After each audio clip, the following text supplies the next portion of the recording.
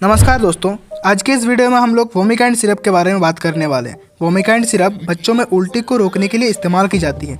बच्चों में कई तरीके की उल्टियाँ जैसे फूड पॉइजनिंग के दौरान, वायरल इन्फेक्शन के दौरान, कई मेडिसिन के साइड इफेक्ट्स के चलते जब बच्चों में उल्टियाँ आती है तो उस केस में हम लोग वोमिकाइंड सिरप का इस्तेमाल करते हैं।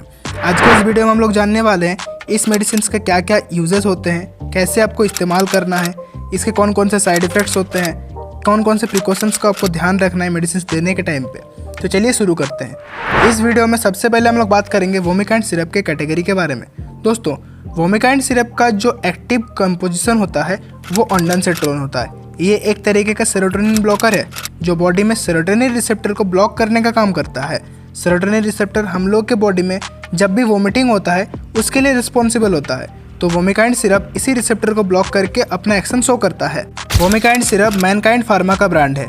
इसके कई तरीके के इस्तेमाल है, जैसे कि सफ़र के दौरान होने वाली उल्टी यानी कि मोशन सिकनेस, वायरल फीवर या फूड पॉइजनिंग, सर्जरी या केमोथेरेपी के बाद होने वाली उल्टियाँ। मोशन सिकनेस यानी कि दोस्तों जब हम लोग ट्रैवल करते हैं उसके दौरान आपको उल्टी आने के चांसेस होते हैं, इस केस में वोमिकाइंड सिरप का इस्तेमाल किया जाता है।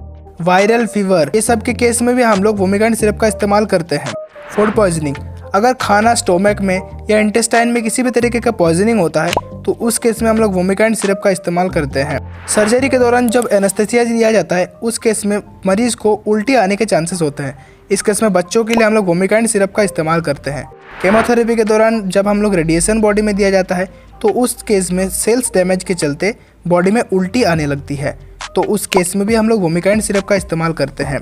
अब बात करते हैं ये दवाई कैसे काम करती है, यानी इसके मैकेनिज्म ऑफ एक्शन के ऊपर। वोमिकाइंड सिरप का मुख्य घटक ऑन्डानसेट्रोन पेट और दिमाग के सेरोटोनिन रिसेप्टर पर काम करता है। उल्टी के कारण होने वाली सिग्नल्स को ये दवाई रोक देती है और उसके चलते उल्टी बंद हो जाते हैं।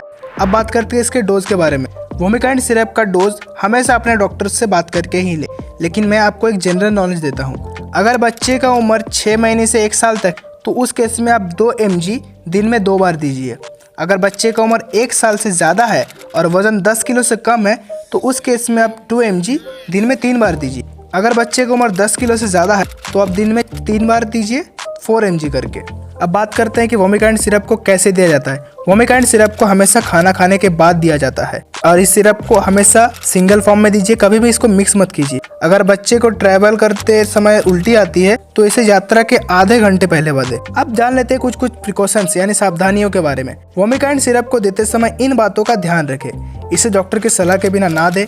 अगर बच्चे को पेट दर्द, दस्त या एलर्जी हो रही है तो इसे तुरंत बंद करें और डॉक्टर से संपर्क करें। दवा को ठंडी और सूखी जगह पर रखें, इसे बच्चों के पहुंच से दूर रखें। वोमिकाइंड सिरप के कई तरीके के साइड इफेक्ट्स होते हैं, जैसे कि सिर दर्द, कॉन्स्टिपेशन, थकान महसूस होना, रैशेस प्रोड्यूस होना। अगर किसी भी तरीके के साइड इफेक्ट्स गंभीर होते हैं तो आप तुरंत डॉक्टर से बात कीजिए। दोस्तों, तो ये थी वोमिकाइंड सिरप की पूरी जानकारी। इसे हम में से डॉक्टर की सलाह से ही लें।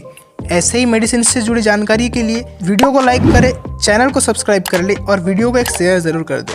मिलते हैं अगले किसी वीडियो में एक और नई मेडिसिन की जानकारी के साथ। तब तक स्वस्थ रहिए और मुस्कुराते रहिए। धन्यवाद।